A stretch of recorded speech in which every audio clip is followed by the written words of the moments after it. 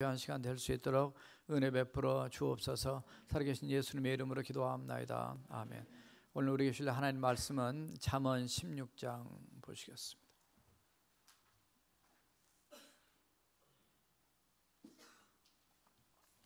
(16장) 1절에서 9절 말씀 교독하시겠습니다. 마음의 경영은 사람에게 있어도 말의 응답은 여호와께로부터 나오느니라.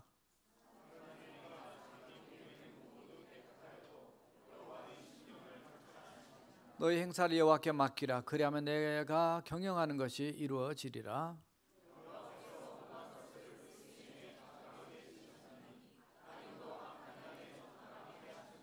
물은 마음이 교만한 자를 여호와께서 미워하시나니 피차 손을 잡을지라도 벌을 면하지 못하리라.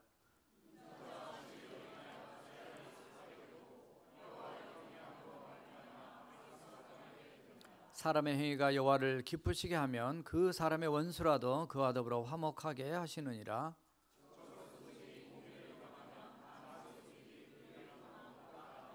함께 하십니다. 사람의 마음으로 자기의 길을 계획할지라도 그의 걸음을 인도하시는 이는 여호와시니라. 아멘. 1999년도에 최고 경영자 예수 CEO 지저스 CEO란 그런 책이 나왔습니다. 그래서 오늘 졸업 예배지만 졸업하는 우리 학생들에게 영어로 된 책을 선물로 준 적도 있어요. 그 책을 쓴 분은 로리 베스 존스라고 하는 여자분이에요. 미국의 신실한 크리스찬 여류 경영자.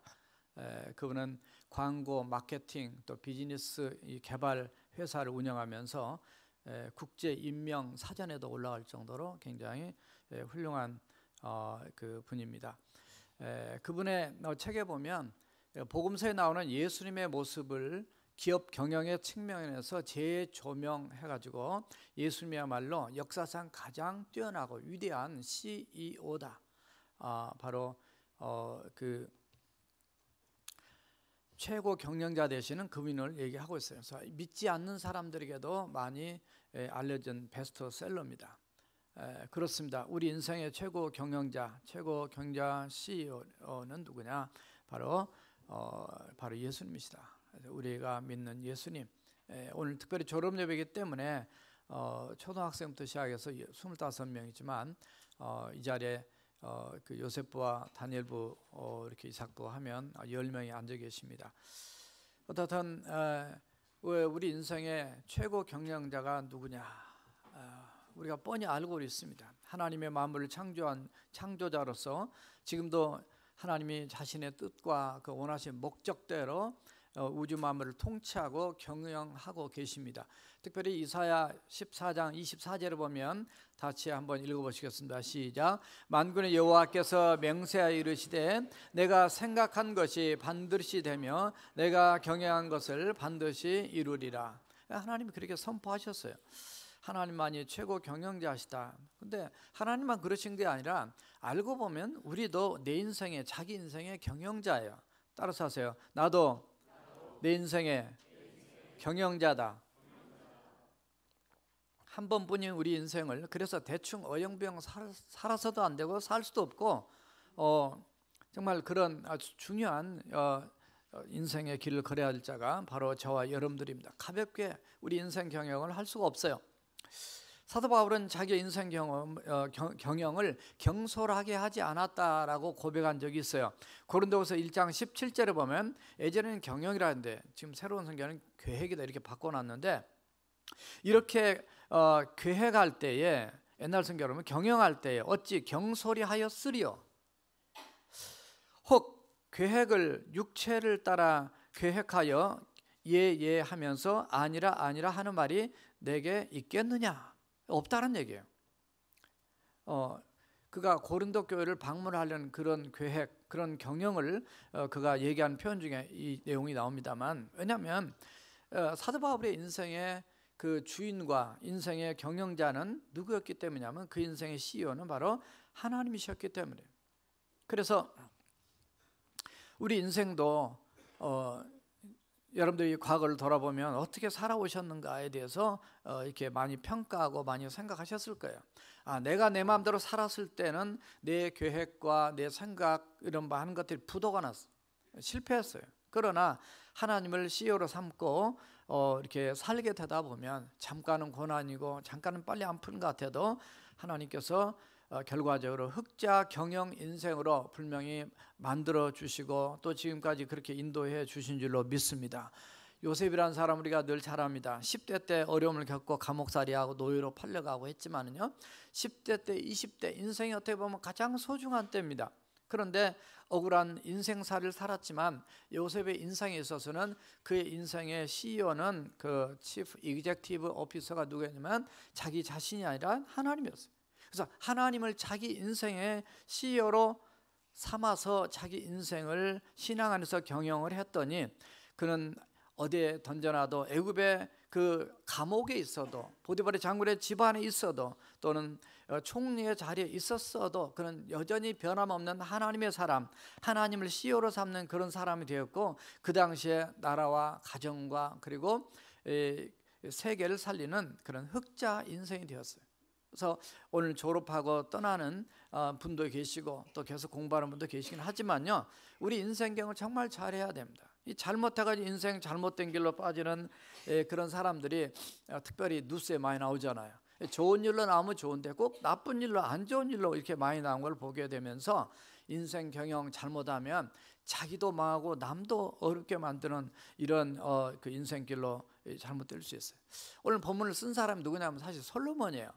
솔로몬은 이 솔로몬 잠언을 잘 써놓고도 똑바로 경영을 잘 못한 사람이에요. 처음 시작은 좋았지만 나중은 실패한 인생. 왜냐하면 오늘 본문에 잠언 16장 1절에서 9절에 보면 1절에서 9절 사이에 8절만 빼고는 모두 다 뭐가 들었냐면 여호와가 들어있어요. 여호와 하나님이 들어있어요. 하나님이 들어있어요. 말은 그렇게 했는데 솔로몬이 막판에 간 모습 보면 그러지 못한 삶을 살게 된 걸 봅니다. 또 하나는 그 여호와 하나님이 각 절마다 드렸을 뿐만 아니라 사람과 비교하면서 사람과 비교할 수 있는 우리의 영원한 CEO가 바로 여호와 하나님이라는 것을 강조하고 있어요. 비교해서 강조하고 표현하고 있는데 그거는 곧 우리 인생이 부족하고 하나님의 능력과 주권을 인정하고 하나님의 CEO로 삼아야만이 우리 인생 경영이 제대로 될 수 있다는 의미를 지금 담고 있는 겁니다. 그러면 오늘 본문을 통해서 그리스도인의 성공적인 인생 경영이 이루어지려면 어떻게 해야 되는가? 오늘 세 가지 말씀을 준비했습니다. 첫째 따라서 해보십시다. 하나님이 중심되는 마음 경영. 인생 경영은 먼저 마음 경영이다 이렇게 볼 수 있겠습니다. 우리 인생이 뭐 거창하게 나가는데 사실 그보다는 더 중요한 것은 가장 본질적인 경영이 중요합니다. 어떤 성취나 결과를 얻기 전에 마음을 잘 경영해야 된다는 거죠. 우리의 마음은 본성적으로 자기 중심적이기 때문에 자기 마음대로 생각하고 또 판단하려고 합니다. 그래서 실수하고 실패하고 감정대로 살고 질투하고 미워하고 시기하고 그래서 죄를 짓게 되면서 나도 무너지고 남도 무너지는 이 세상을 망가뜨리는 하나님께 영광도 안 되는 그런 인생을 살 수가 있단 말이죠. 그래서 잠언 4장 23절 늘 말씀드린 무릇 지킬 만한 것 중에서 더욱 내 마음을 지키라. 생명의 근원이 여기에서 나온다. 마음을 어떤 마음을 품냐에 따라서 우리의 말도 달라지고 행동도 달라지고 삶도 달라지고 우리의 결과도 달라진다는 거죠. 그래서 그만큼 마음의 중요함을 강조하고 있는데 이 마음의 중요한 것을 안다면은 그 다음에 무슨 계획을 세운다 할지라도 우리가 하나님을 우리의 마음의 중심에 모시고 그 우리의 마음을 경영하고 계획을 세우는 것이 가장 중요한 것임을 오늘 본문은 강조하고 있습니다. 그래서 1절에 보니까 마음의 경영은 사람에게 있어도 말의 응답은 하나님께로도 한다. 우리가 아무리 마음에 어떤 것을 이렇게 계획을 세운다 할지라도 그 마음에 품는 것이 말로 나오게 되면서 그 마음도 하시고 그리고 말도 하시고 우리의 인생도 하시는 하나님께서 그 결과를 이끌어 가신다는 걸 지금 표현하고 있어요. 2절에 보니까 사람의 행위가 자기 보기에는 깨끗하여도 여호와는 심령을 감찰하신다. 그래서 겉모습만 사람은 볼 수 있지만 하나님은 우리의 중심을 보신단 말이죠. 아무리 아는 것이 많다 할지라도 사람에게 모르는 것이 뭐 다 모르지만 두 가지가 있어요. 하나는 내일 일, 앞으로 다가올 일을 몰라요.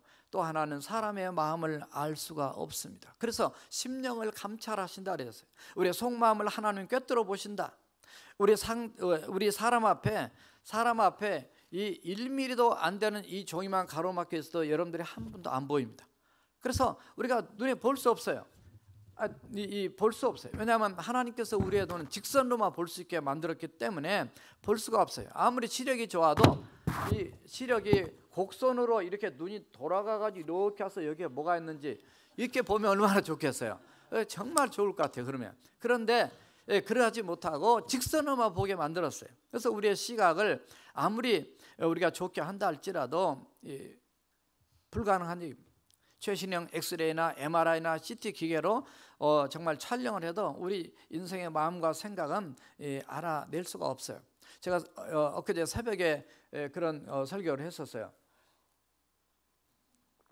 눈 시력이 1.5만 돼도 정상이다. 2가 되면 아주 좋다. 뭐 1만 돼도 아주 괜찮다. 뭐 이렇게 우리끼리 얘기하는 그런 상식적인 얘기를 했습니다. 그러나 세상의 동물 중에서 눈이 가장 좋은 동물이 뭘까? 그럼 제가 독수리 얘기를 했어요. 잠깐 매일 언급했고, 근데 가장 눈이 좋은 동물이 타조더라고요. 타조는 시력이 25나 돼요. 그래서 타조한테 한번 물어보세요. 25가 매가 9가 돼요. 매가 9가 독수리는 5가 됩니다. 그래서 그러니까 굉장히 눈이 좋은 거예요. 그래서 매 눈 같다 그러면 매 눈처럼 이렇게 찢어진 걸 얘기하는 게 아니라 눈이 좋다는 걸 얘기하는 거예요. 근데 그 태국의 섬에 있는 그 모겐족이라 했는데 그 모겐족은 시력이 9.0이에요. 그래서 그렇게 좋다는 거죠. 아무리 나빠도 거기는 5.0 이상이에요. 그래서 어느 정도 좋냐면 제가 1km 넘어 있는 이 신문을 펼쳐들고 있을 때 큰 글자를 보고 있는 거를 볼 수 있다. 뭐 그런 실험한 거를 제가 본 적이 예전에 있어요. 근데 왜 그 사람들이 눈이 좋을까 그랬는데 그들이 하루에 적어도 2시간씩은 하늘 위에 구름을 본다는 거죠. 그래서 이 멀리 봐야 눈이 좋아진다는 거예요. 요즘에 그냥 전부 다 인터넷 보고 뭐 셀폰 보고 이렇게 하다 보니까 전자파 때문에 전부 다 어려서도 그냥 눈 나빠져 안경을 쓰고 이런 세상 바뀌었어요. 티벳에 있는 그 유목민들도 눈이 5.0이더라고요. 눈이 좋은데 그들도 이게 광야에서 멀리 구름을 보고 멀리 보니까 이게 좋았다는 거예요. 그래서 그런 우리의 인생의 시각도 우리의 마음의 경영도요. 정말 위로 하나님을 바라보는 그런 마음이 있을 때 좀 이렇게 우리의 마음도 넓어지고 우리의 영적인 시각도 넓어지면서 정말 남이 보지 못한 걸 보게 되는 이런 것을 우리가 느끼게 되는 것 같아요. 그래서 저나 여러분들이 이제부터는 땅만 보고 또는 물질만 보고 사람만 보고 뭐 그냥 어떻게 힘든 것만 보는 것이 아니라 우리 하나님을 더 높게 또 바라보면서 영적인 시각도 더 넓어져서 우리의 마음의 경영이 주의 이름으로 정말 승리하는 저와 여러분들이 되어야 될 줄로 믿습니다. 여호와 하나님은 사람의 행위와 외모만 보는 것이 아니라 우리의 중심, 우리의 동기, 성품, 마음, 생각을 꿰뚫어 보시는 분이다 그랬는데 여기서 심령을 감찰하신다 할 때 어떤 의미가 하나 더 들어있냐면은 속마음을 꿰뚫어 보신다는 것만이 아니라 공평하게 평가하신다, 무게를 달아보신다 이런 거 들어있어요. 무슨냐면 우리의 마음까지 보실 뿐만 아니라 마음의 무게도 측량하신다는 거죠. 내가 얼마나 사랑하는지, 내가 얼마나 미워하는지, 내가 얼마나 헌신하는지, 내가 얼마나 어떤 마음과 생각을 가지고 그 주님 앞 충성하는지, 충성의 무게 모든 것까지도 무게를 달아보시고 아시는 그런 정확하신 그 하나님을 오늘 본문은 말씀하고 있어요. 그래서 우리가 중요한 게 5절에 보니까 무릇 마음이 교만한 자를 여호와께서 미워하신다 했어요. 왜냐하면 아시니까. 우리 마음이 교만한데 그걸 겉으로 표현하지 않고 눈으로 나타내지 않고 말로 표현되지 않으면 우리 모르잖아요. 그런데 하나님은 그것도 아신다는 거죠. 그 정도로 하나님은 세상의 타조보다도 세상의 어떤 사람보다도 그런 게임이 안 되는 시력이 좋으신 분이에요. 그러므로 우리가 육체를 따라 경영하지 말자는 거죠. 아까 말씀드린 육체를 따라 사도 바울이 내가 내 인생을 계획할 때 경영할 때 육체를 쫓아 계획한 것처럼 너희들이 생각할지 모르지만 그렇지 않다는 거죠. 왜냐하면 제가 바울의 말씀 보면서 저는 참 경영을 잘 못하는구나 느꼈어요. 왜냐하면 바울이 예 해놓고 그 다음에 가서 아니다 이렇게 할 수 있느냐? 이제 그렇지 않다는 걸 얘기한 거거든요. 잘 계획을 해서 정말 이렇게 하겠다면 하고 안 하겠다면 안 하고 이렇게 나가는 거지. 내가 그냥 그렇게 하는 그런 내가 아니라는 걸 지금 얘기합니다. 왜냐하면 바울이 그전에는 육체를 쫓아서 경영한 인생을 살았어요. 내 생각이 옳다고 생각하면 그걸 밀어붙이고 예수 믿는 사람은 잡아 죽이고 막 이렇게 스데반도 죽이는 앞장을 쓰고 막 그게 굉장히 잘나고 똑똑한 것처럼 이렇게 자기 하고 싶은 대로 살았어요. 자신의 지식과 감정을 따라 인생을 경영했던 사람이에요. 그러나 다메섹 도상으로 가면서 예수님을 만난 뒤에 완전히 변화되어서 육체를 쫓던 그가 이제 하나님께 사로잡혀서 성령을 쫓아 경영하는 청년이 되었어요. 로마서 8장 6절을 보니까 육신을 따라가는 것은 사망이다 그랬어요. 영을 쫓는 자는 생명과 평안이 온다고 그랬어요. 그래서 정말 이 철저하게 그 실패를 경험하고 난 다음에 내 마음부터서 하나님을 중심으로 경영을 해야 됐구나. 특히 청년기에 굉장히 중요합니다. 그러니까 우리 중고등부 학생들이나 초등학생 마찬가지고요. 대학생, 대학원생 뭐 이런 젊은이 마저 우리 나이 든 어른들도 마찬가지죠. 다 중요하죠. 세상, 돈, 이성, 일, 내가 하고 싶은 게 많아요. 육체를 따라 기분과 감정을 따라 하고 싶을 때가 너무나 많이 있습니다. 마음 한번 잘못 먹으면 큰 일이 일어납니다. 옛날에는 때려 그러면 못 때렸어요. 그러나 요즘엔 때려라 말도 안 해도 때려요. 훨씬 더 사람들이 감정적이 됐고 악해졌어요. 그러니까 한번 쏴봐 그러면 못 쏴요. 그런데 지금은 쏘란 말 안 해도 쏴버려요. 이 끔찍한 이런 세상이 지금 됐어요. 그래서 얼마나 우리의 마음이 악에 사로잡혀 있는가. 전 세계는 지금 이 사탄의 영에 사로잡힌 거예요. 살인의 영, 음란의 영, 이 마약의 영, 얼마나 이 타락의 영에 사로잡혀가지고 여러분들 절대로 정말 우리 자녀들 안전하지 않습니다. 여러분들이 지금 느끼는 세상과 더 다른 세상이 지금 우리 주변에는 정말 너무나 이 칠흑같이 어두운 죄악의 파도가 치고 있어요. 우리가 부모들이 정신을 바짝 차리지 않으면 정말 우리 자녀들을 신앙 안에서 바로 키울 수가 없어요. 정말로 기도 많이 해야 되고요. 기도만 할 게 아니라 가르쳐야 돼요. 정말 그들이 인생 경영을 신앙 안에서 똑바로 할 수 있도록 잘 가르쳐야 됩니다. 왜냐하면 다 누구 탓이 돼요? 부모 탓이 되는 거예요. 그래서 정말 우리의 자녀들이 하나님의 말씀과 뜻 안에 바로 나가도록 하기 위해서 정말 잘해요. 그들이 인생에도 하나님이 마음의 중심의 CEO가 되도록 그래야만이 그들이 어디다 던져놔도, 아까 요셉 말씀드렸지만 요셉이 그냥 부모도 없고 형도 없고 아무도 없지만 그 호련단식은 떨어져 있었지만은 애굽에서 그렇게 승리의 인생을 살았던 것처럼 다니엘은 그래도 친구 3명이라도 있었잖아요. 좋은 친구였어요. 나쁜 친구 돼가지고 나쁜 친구 게임에 빠져서 잘못됐다 친구 탓을 하지 마세요.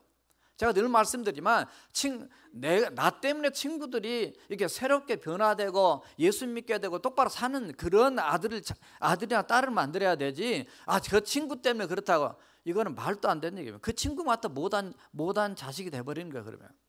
그러면 우리는 우리 안에 내가 있는 것이 아니라 우리 안에 예수 그리스도가 있고 우리 자녀들이 안에 예수 그리스도가 계시기 때문에 그들의 마음의 생각 품고 있는 것 자체가 어떠한 결과를 낳을 것인지에 대해서 우리가 늘 기억하면서 기왕이면 하나님을 마음의 중심에 모시고 인생 경영에 성공할 수 있는, 승리할 수 있는 그런 우리 자신들과 또 우리 자녀들로 양육해야 될 줄로 믿습니다. 모세는 40년 동안 왕궁에서 학문을 배우고 정말 잘 나갔어요. 그러나 하나님 그런 전성기 때 쓰지 않습니다. 자기의 자아가 부서지고 낮아졌을 때 외적인 조건보다 그 마음이 하나님의 중심이 온전히 그 마음에 사로잡히고 이제는 나는 아무것도 아니지만 하나님만이 전부이다, 그 하나님의 뜻대로 내가 살아야 된다는 것을 알고 깨끗해지고 겸손해지고 정말 낮아질 때 하나님께서 그를 사용하신 것을 이렇게 보게 됩니다. 그러므로 저나 여러분들이 정말 하나님 중심되는 이 마음의 경영으로 먼저 승리하는 저와 여러분 되시기를 주님의 이름으로 축원합니다. 두 번째 따라합시다. 하나님이 기뻐하는 행위 경영. 경영하니까 뭐 돈 잘 버는 걸 얘기할 것 같았는데 그런 게 아니고요. 우리 신앙은 신앙은 이 마음의 중심부터 시작해요. 성경에 수없이 얘기하고. 그러나 이 마음이 어디로 드느냐면 마음에 품권이 있는데 행위로 나온 게 있고 행위로 안 나온 게 있어요. 그래서 오늘 말씀은 제 말이 아니라 잠언에 지금 흐르고 있는 말씀을 지금 세 가지로 정리를 한 거예요. 마음 다음으로 나타나는 것이 행위입니다. 우리의 행위도 경영을 해야 된다는 거예요. 그래서 마음 그대로 놔둬버리면 안 되기 때문에 정말 여러분의 마음에 어떤 걸 품고 있어도 끝까지 참아야 될 것들이 있어요. 따라서 하세요. 마지막 말은 참아야 된다. 여기까지 올라가는데 당신하고 못 살겠어, 나 이혼해야 되겠어, 이런 말을 하면 돼요, 안 돼요? 안 되는 거죠. 대답을 안 하시니까 설교할 재미가 안 나요. 내가 당신을 죽이고 싶다, 여기까지 마음이 있어도 그런 말 하면 안 되는 거예요. 그건 당장 경찰에 신고감입니다. 상담할 때 누구 죽이고 싶다라는 당장 24시간 경찰에 신고를 해야 돼요. 그렇지 않으면 상담자가 감옥에 가요. 그러니까 마지막 말은 아끼셔야 돼요. 하고 싶은 모든 말이 있어도 그 마지막 말, 그게 인격이에요. 우리가 완벽해서 인격이 아니에요. 정말 부족해도 끝까지 이 말까지는 내가 하고 싶어도 참아줘야 돼요. 왜냐하면 거기에 선을 벗어나게 되면은 그 다음부터는 가는 방망이 오는 홍두깨가 뭔지 모르지만 더 큰 게 날아온다는 거죠. 그렇게 되면 해결이 안 되는 거예요. 그 행위라는 게 어떤 움직이는 것만 얘기하는 게 아니에요. 마음에 품고 있는 것이 말로 나오는 거예요. 극단적으로 나가버리면 그냥 끝장인 거예요. 그래서 행위도 경영을 해야 돼요. 학교에서든지 사업장에서든지 가정에서든지 사람과의 관계에서든지 마찬가지예요. 그래서 그 하나님이 마음의 중심도 보시면요, 오늘 말씀 7절에 보면 하나님의 행위도 보세요.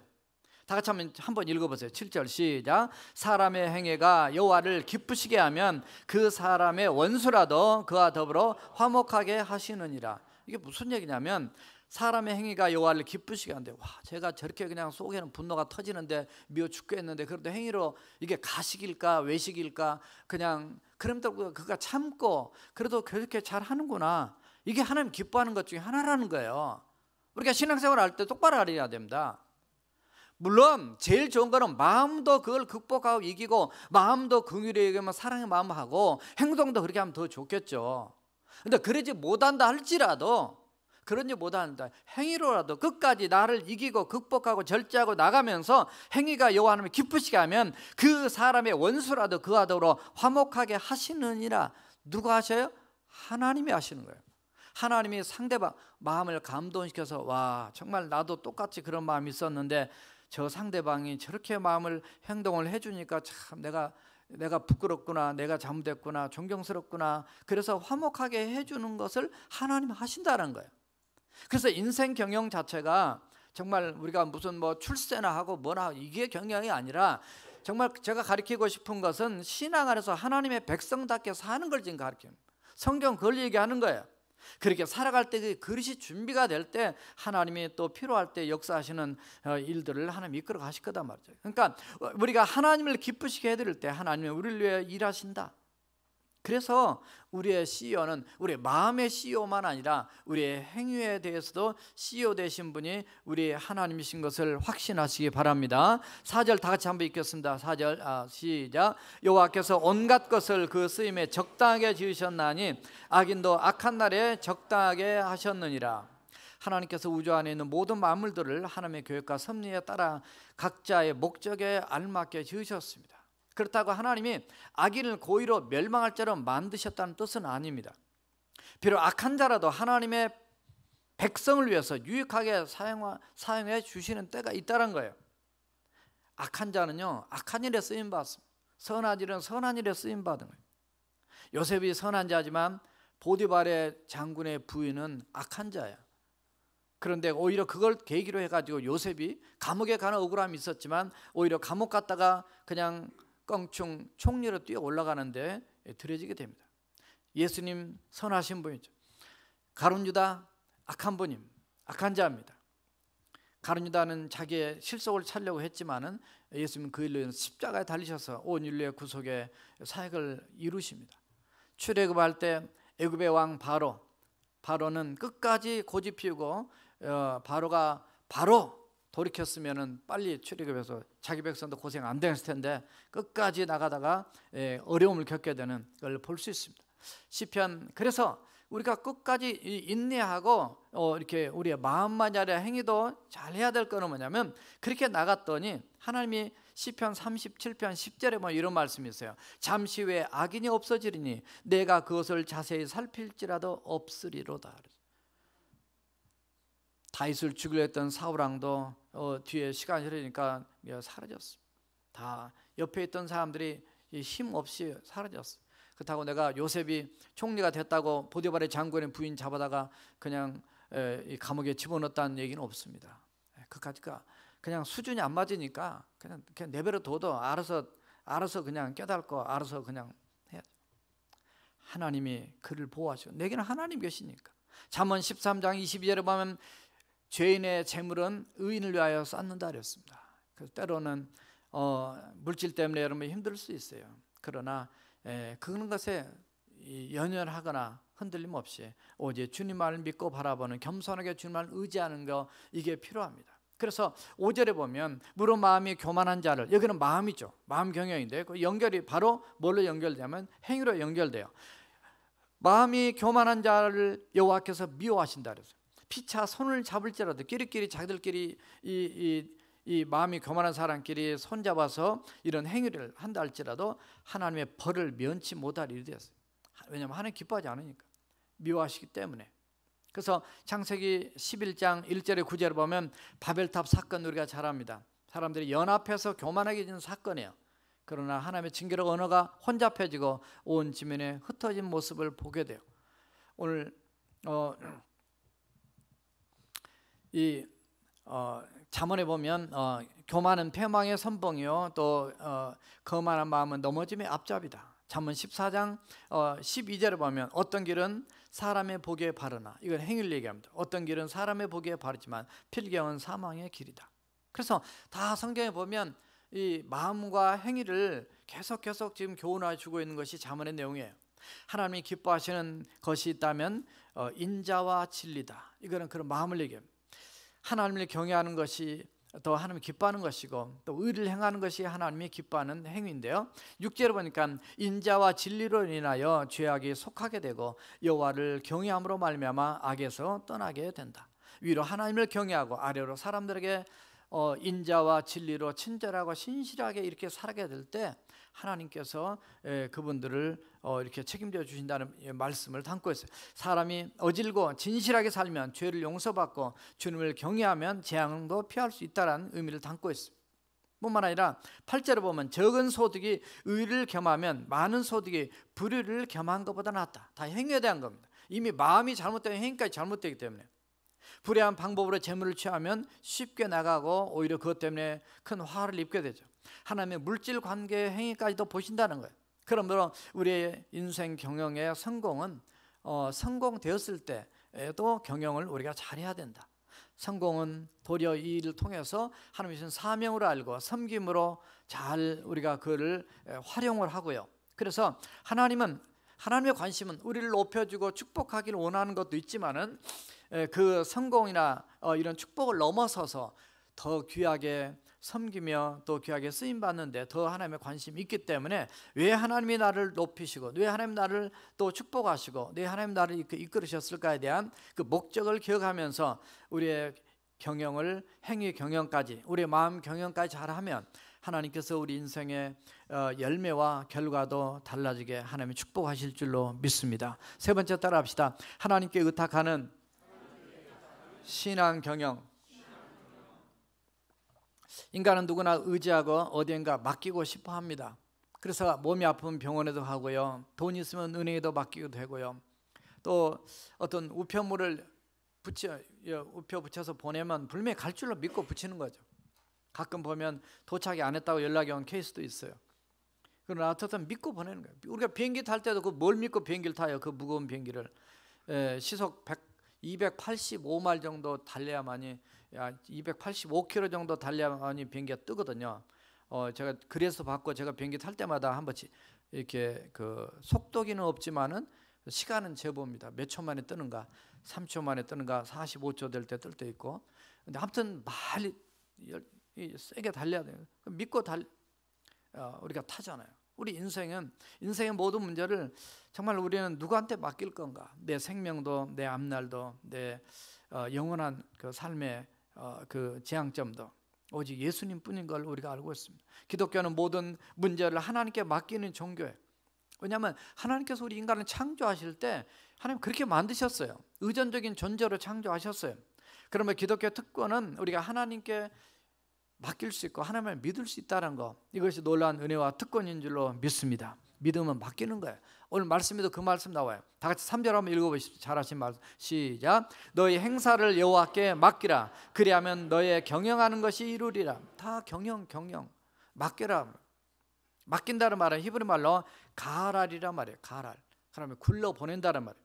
모든 일의 주권을 인간 편에서 하나님께로 보낸다는 의미를 담고 있는데, 어떤 일을 경영하는 그 처음 시작부터서 하나님이 원하시는 뜻이 무엇인지 살피고 그 뜻대로 일을 경영하면서 그 과정과 결과까지도 다 하나님께 맡깁니다. 때로는 안 될 때도 있어요. 그것도 맡겨야 돼요. 되는 것만 맡긴 것이 아니라 안 되는 것도 하나님 특별한 섭리와 뜻이 있기 때문에, 그래서 하나님을 끝까지 의지하고 하나님의 주신 힘과 지혜로 그 일을 감당할 수 있도록 해 나가는 것이 바로 우리 크리스찬의 삶의 모습이에요. 하고자 하는 모든 일들, 계획하고 성취하려는 모든 일을 하나님께 맡기라. 이 세상 모든 것을 그렇게 다 이루신 분이 이 땅에 한 분이 있죠. 그분이 바로 예수님이십니다. 지난번 설교할 때 말씀을 했지만 다 이루셨다. 테텔레스타, 물론 다 완불했다는 의미를 담고 있지만 죄값을 다 이루었다. 십자가에서 다 이루신 분은 예수님밖에 사실 없어요. 우리는 내 생명도 내 인생도 내가 다 이루고 가는 게 아닙니다. 그냥 하나님이 이루어주게 하시면 감사하고, 우리는 최선을 다해서 주님 앞에 믿음으로 맡기고 그 길을 달려가는 것밖에 없어요. 단지 우리가 가지고 있어야 될 게 있어요. 뭐냐면 그것은 바로 하나님께 의탁하는 내 신앙 자체도 경영을 해야 됩니다. 제일 문제가 뭐냐면 이 신앙이 있는 것 같은데 신앙이 없어요. 제가 새벽에 또 설교할 때 그런 얘기를 했습니다. 제가 아티클을 이제 언제 칼럼에 다시 올릴 건데요. 지금 미국에 있는 교회들이요, 1년에 6,000개에서 10,000개가 없어진대요. 전 6,000개로 기억을 했는데 자세히 보니까 미국 그 목사님이 이렇게 분석해 놓은 건데, 우리 침례교회. 근데 지금 1년에 6,000개에서 10,000개가 교회가 없어져요. 그 중에 70%는 대도시에서 없어지고 있어요. 사람이 많은데 없어지고 있어요.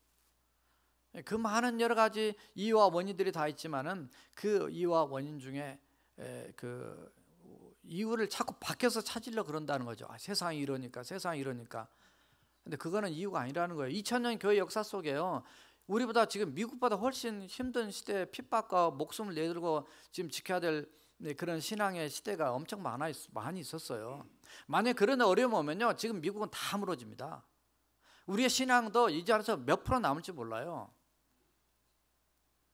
이유를 자꾸 핑계만 딴 데 찾는다는 거죠. 교회 안에서 안 찾고, 목사부터 시작해서 교회 안에서 우리가 정신 차리고 기도하고 하나님 말씀 안에서 영적으로 깨어있고 전도하고 정말 초대교회처럼 뜨겁게 기도하면서 성령 충만해 나가면 얼마든지 하나님 역사는 이룰 텐데, 다 핑계만 다 대고 남 탓하고 하고, 그러니까 그런 교회는 그냥 다 문 닫는 거예요. 어떤 교회만 사느냐? 기도하고 성령 충만한 교회만, 복음 안에 열정을 가지고 정말 이 시대를 놓고 책임을 가지고 하나님께 엎드린 교회만 살고 있다는 거예요.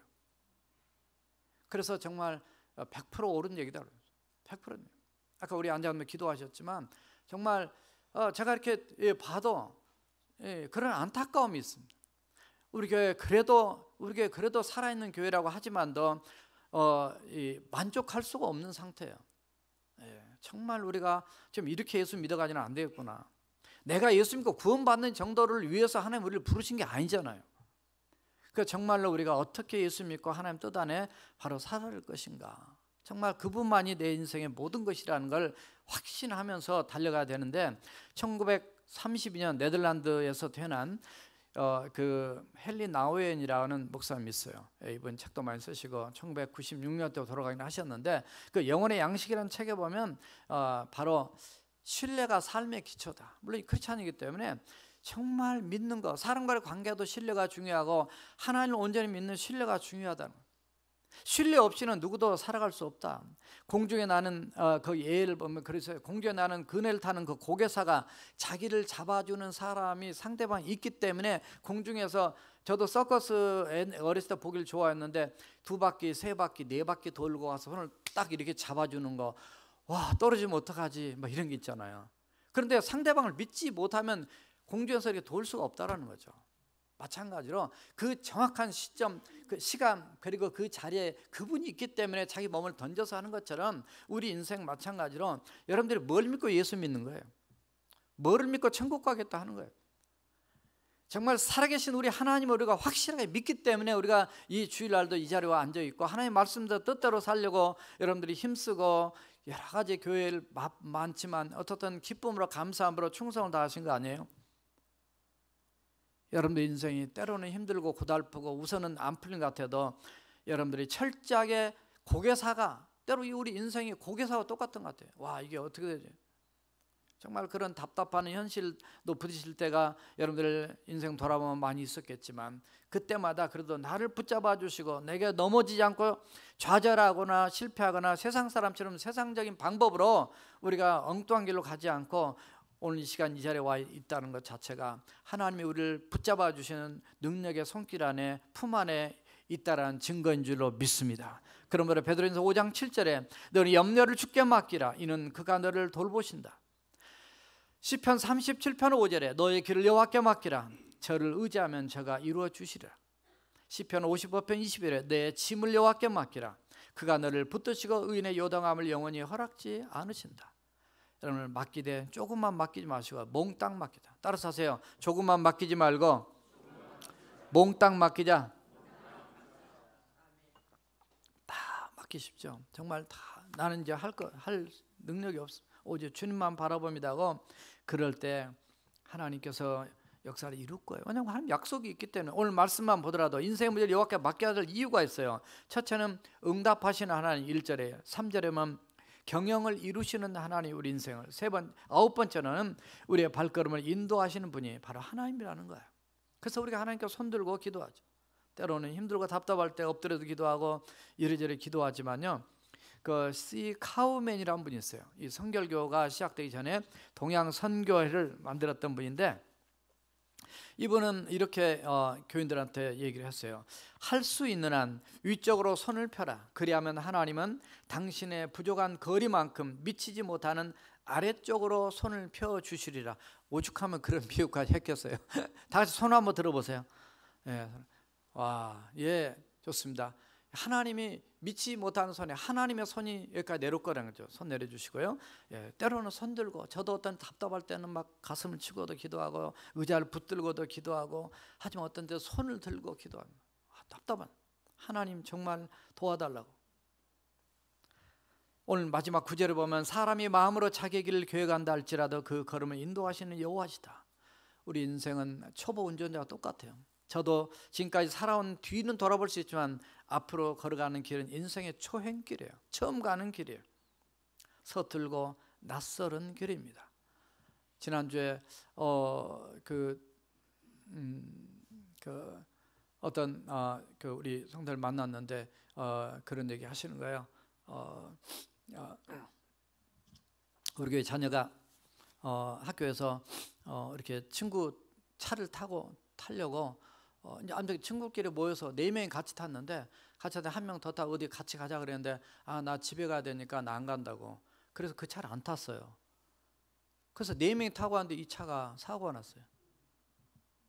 그 운전자 옆에 이제 아무튼 1명이 죽고 3명이 중상을 입었어요. 그 정말 하나님의 우리 인생이 언제 젊은 나이 지금 나이 20 지금 두세 밖에 안 되는데